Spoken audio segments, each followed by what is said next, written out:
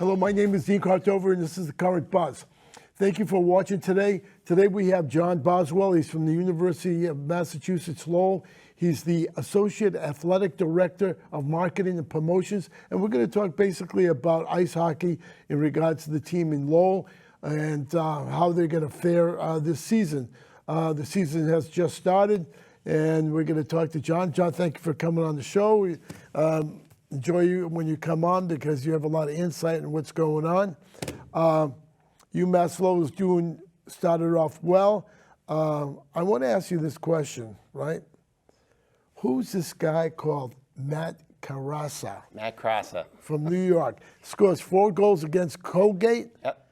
And our first full 4-goal game that didn't involve an empty net goal in over 20 years. No kidding. Wow. Okay. So it's getting interesting. All right. So tell me about what's going on with UMass Lowell hockey, ice hockey. Are you going to have a women's team? Is that talked about? Or There's no plans at the moment. There's no plans. Has it been talked about? Or it comes up from time to time. There's a very successful women's club hockey team at UMass Lowell. Oh, okay. But at the moment, between the venue, the building, there's not enough resources to I host see. full-time programs. So we need a second. You need another rink, venue. You need a practice facility. A practice venue. Maybe there's somebody out there that Exactly.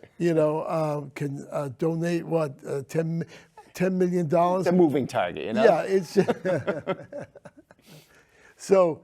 Because you definitely need a practice. You need a practice. For sure, yeah. Yeah, and even for men's hockey, you need a practice for rink sure. and so forth. And a lot of colleges have that. Yes. Yeah. So, all right. So, we were not ranked in the top 20 starting out. We're not ranked yet in the top 20.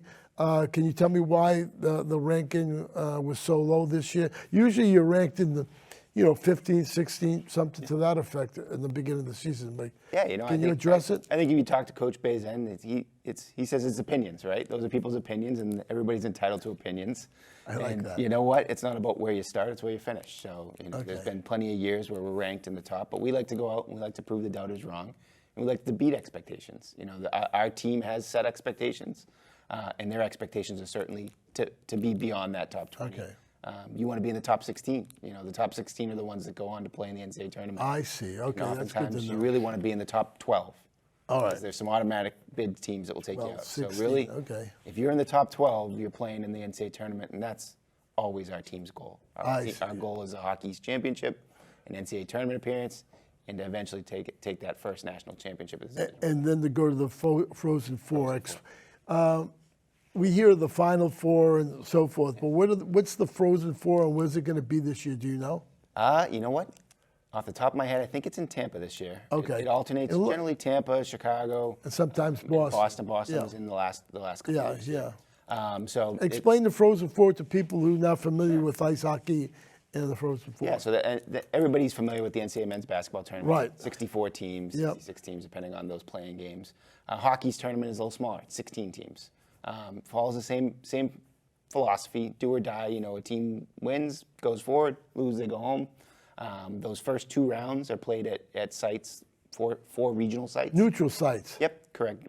Neutral as they can be. Yeah. 2 years ago, we played in Denver, and we played Denver. So, they were a pretty good team. Did they go to the final? They won the championship. Yeah, so we took them down to the wire. But so you'll play those 2 regional games to get to the Frozen Four. Frozen Four is hosted at a set site every year, and we crown a national champion. Okay, all right. So what happens if you win the Frozen Four? You become You're the national champion You're for the college national hockey. champion. We've got 3. And that's the goal, That's right? the goal. That's We've got 3 of them at the Division II level.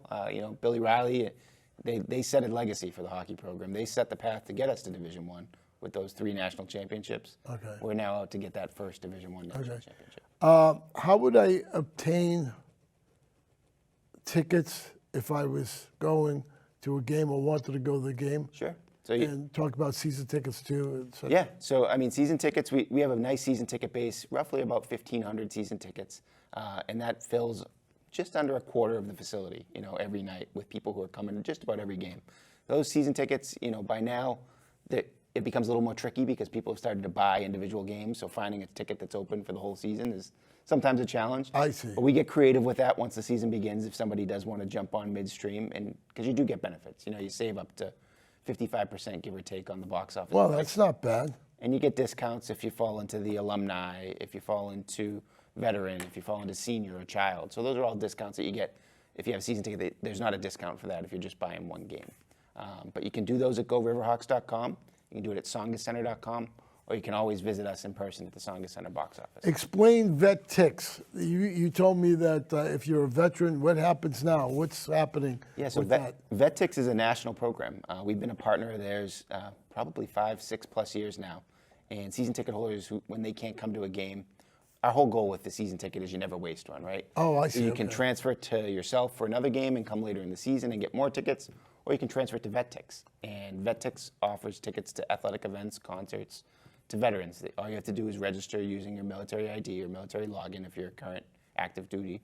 And they have what is available all across the country, and that includes UMass Lowell athletic events. So you go onto vettix.com and you see, okay, there's 18 tickets available. We set a set base every game, and then season ticket holders add to it, and folks are able to come and enjoy a game at no cost. There's a singer named Swift. Can I get tickets for The Taylor as Swift vet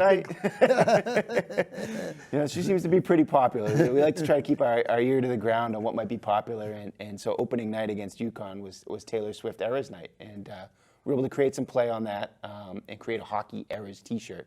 So much like you go to a concert and there's a tour t-shirt. Yeah. So on opening night, we had an Eras style t-shirt that you're only able to get at the game that night, and features some of our legends from hockey past. It has Coach Bazin when he was a player. It has Dylan Zink, one of our former All-Americans, Coach Billy Riley, a number of those folks.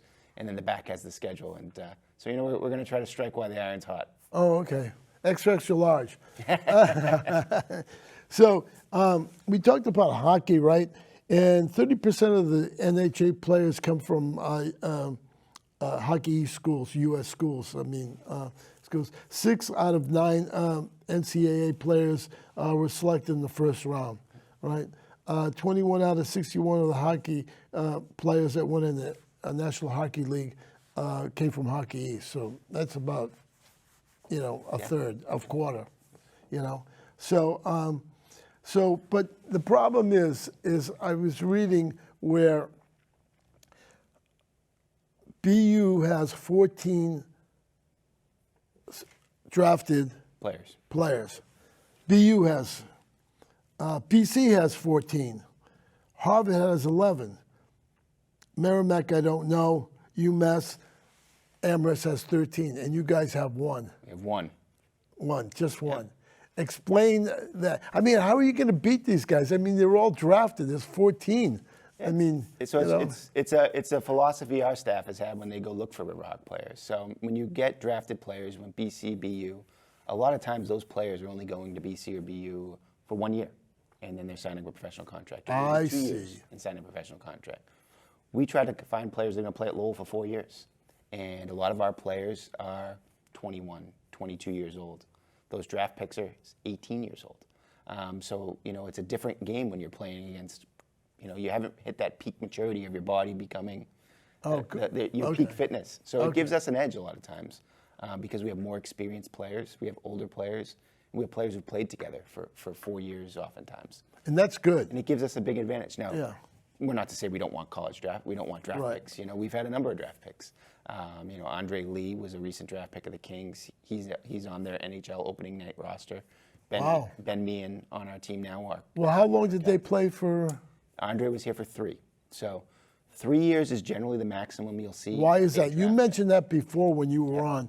Well, why is the 3 years the maximum and they don't go 4? Sure. So if a player who's drafted by a team doesn't sign after their junior year, after their 3rd year, if they play through their senior year, they can become a free agent. And the drafting team who's invested now years of development and work with a player loses that exclusive rights to them. So an NHL team will put heavy press on signing a player after their junior season to avoid them getting to free agency and losing them. So we lost Andre after his junior year. Ben Meehan, our senior captain, is a draft pick of the Kings, and he came back for that 4th year.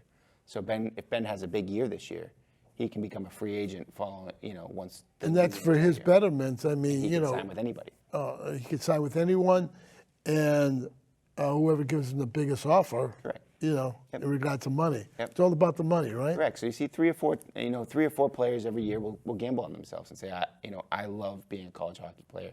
I'm going to be a professional hockey player. I'm going to go back my senior year. And plus, if they play in their senior year, I mean, they're probably going to graduate, right? Yep. I mean, your graduation rate is pretty high. Yep. Yeah, we're graduating near 100% of our. Oh, that's good to hear. Our hockey team has had the highest GPA of all of our men's programs for something like 8 straight years.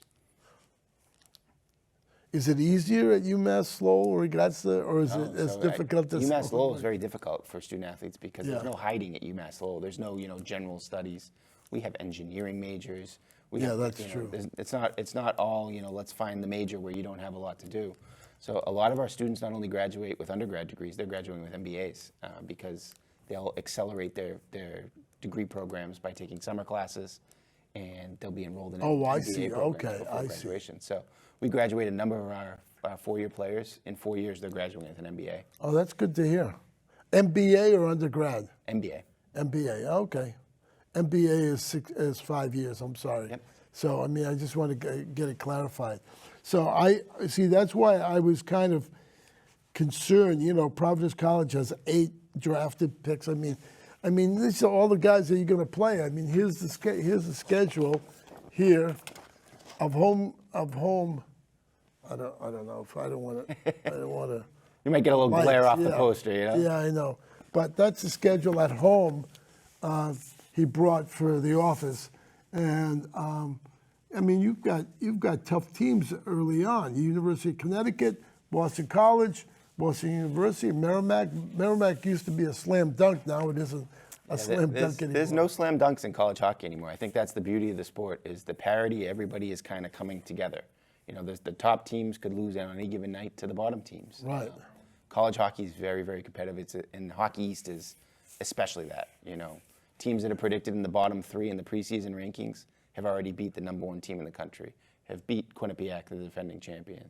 And these are teams that are predicted to be at the bottom of Hockey East.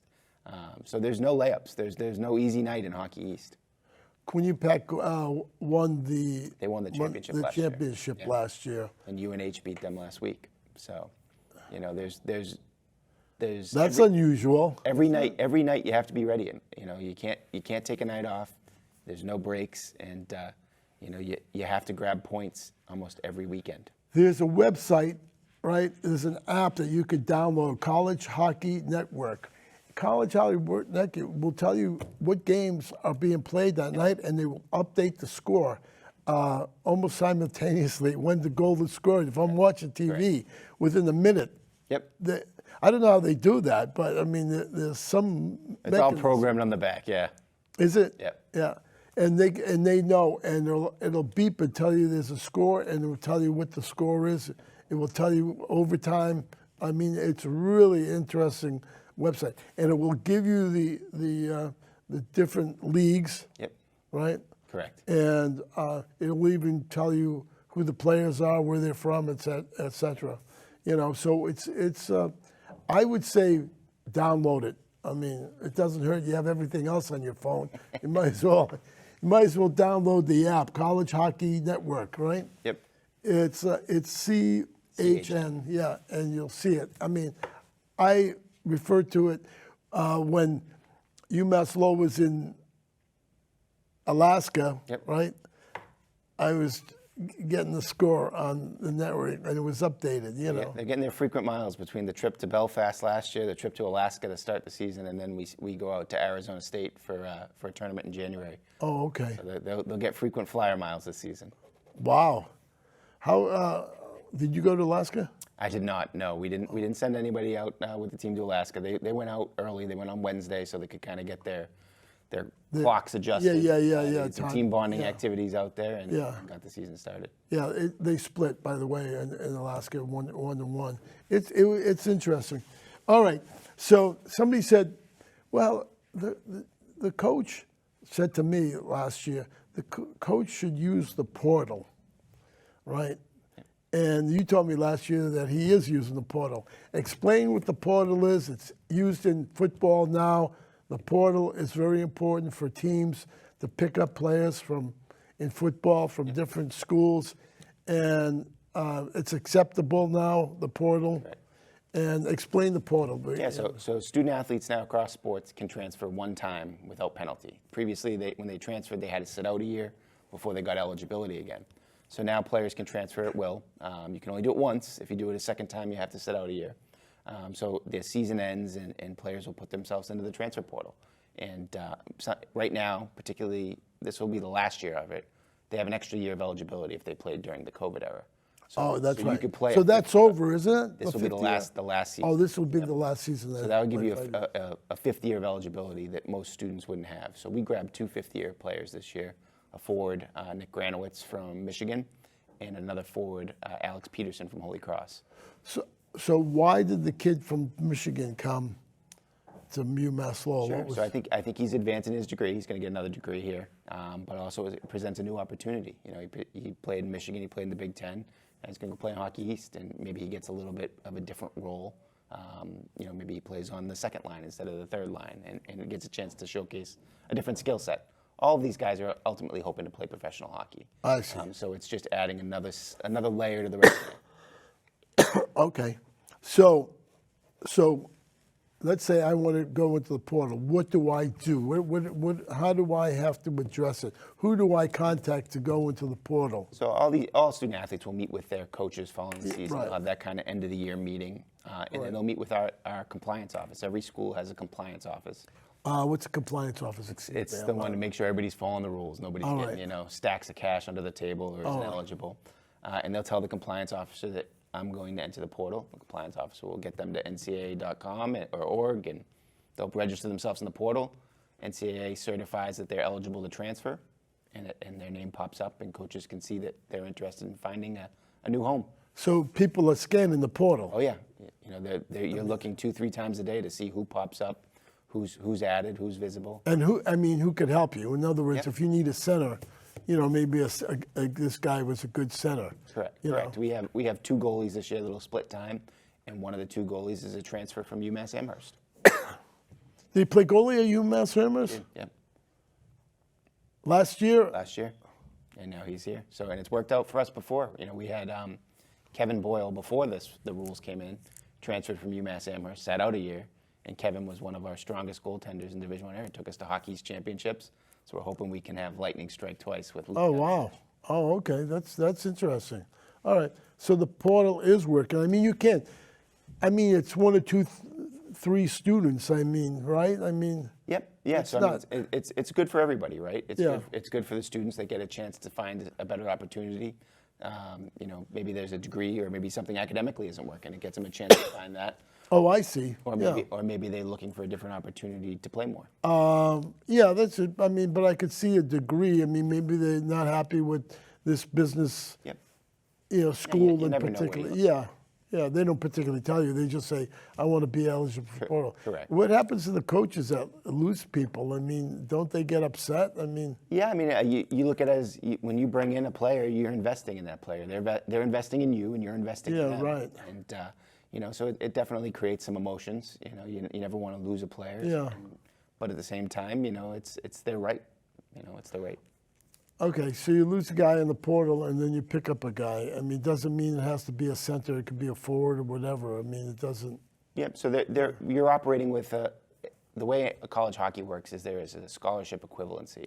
So say there's 13.6 scholarships. You have to split that 13.6 across 30 players. How many scholarships does UMass Lowell give? UMass Lowell for hockey. I'm not, you know, Okay. academics not one of my strong Okay, areas. yeah, I'm yeah. telling you that, but you know, it's not every player doesn't have a full scholarship. So it's almost like salary cap management. You're trying to figure out, okay, I can give a full to this player. I'm going to give a quarter to this player. I'm going to give a quarter to this player, and you build your roster that way. And you know, you always want to try to keep something in your back pocket. So if something does come up, I do have a scholarship to use, or I do have a half a scholarship to use. A lot of guys. I looked at the roster. A lot of guys from Sweden. Is that what the coach likes? I mean, We've had some great success going to Europe, and you know, some of our Swedish players have been some of the most successful. Carl Berglund finished last year as our senior captain, and signed professionally with the Edmonton Oilers after the season. Carl's he's gonna have a fantastic pro career. Andre Lee's another Swede, one of our. They do play better, don't they? I mean, are we skimming the top 1%? I mean. No, I mean I think it's just it's finding players that fit your system. Like who's the best fit. For you. I see. One of our co-captains, Jake Stella, is a Swede this year, as well as one of our stalwarts on our defense, Isaac Johnson. So, we have a lot of international flavor. Yeah, I know. It's you. When I was going to hockey games, and I had season tickets, as you know, a lot of the players were from Canada, and like for every team had 4 or 5 players starting from Canada. That's changed. Yeah, I think it's there's players everywhere, right? Yeah. And if you're a good player, you're going to get found because of the way technology works now and social media and video and how easy it is to, our coaches when they're recruiting can pull up a game anywhere in the country and watch it live because of how, the technology is. Wow. COVID brought a lot of that, because people couldn't come watch games in person. Right. All these rinks invested in technology, but they can see, and they, and previously you'd have to clip your clips and I'd see the best of Dean. Yeah. Now it's like, well, Dean may have sent me the best of Dean. I'm going to go watch the full game and see what the rest of Dean looks like. Yeah, good point. We have this cards. Sure. There, hockey cards. Is this your idea? No, so it's actually our coach's idea. Is that Coach right? Bazin, it's one of those things that he's always liked. And, one of those things that it's a personal touch for players, right? When you have your own hockey card, it makes you feel. Where do you get these made? So we use a company called Choice Marketing. They're out of Pennsylvania. Okay. Choice Marketing. Okay. Maybe I'll get some cards, made up or something like that, right? I'm going to open this pack. This is the year 2021, 2022. Yeah. So I'm going to open a pack because I haven't opened a pack. Yeah. Decreasing the value, but every opening. Well, I have another pack at home. So there you go. So this is what they look like. I mean, I don't know if you can see the goalies on top, and just different cards. So we're going to do this year's set for the November 25th game against Army. So make sure you go to the November 25th game. The first 1,000 fans will get one for free, and then after the game, the team's going to do autographs. So people get. Oh wow, autographs. That's interesting. Have you done that before? We haven't. We haven't had a game where it works out. A lot of our games are 6 or 7 at night, so they're getting over at 9, 10 o'clock. Not exactly when a bunch of kids are hanging around. This gives us the ability. Why? What time's the 4 o'clock? 4 o'clock. Oh, 4 o'clock in the afternoon. Yeah, so kids could go and young kids. Oh, that's good to know. I'm glad you came to tell us that. Of course. The Army game is November 25th. November 25th at 4 p.m. Get your tickets because you'll get some cards like this. I'm going over the cards. Interesting. So, yeah. So I hope you save me. I'll make sure that we have maybe 999 for the giveaway. one for you, Dean.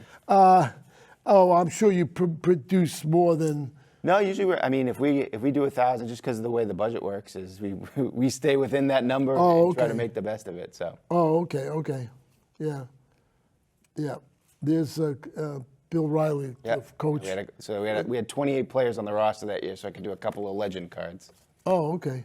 So they're going to sign the cards, huh? Yep. That's going to be cool. Yeah, so it's a nice chance. So how is that going to work out? Are they going to come into the crowd, or is the people stand in line? We'll set up tables different in the tables. club space, and you can kind of go through and cycle through and meet all the players. Oh, that's good to know. Yeah, definitely. I mean, it enhances the younger people.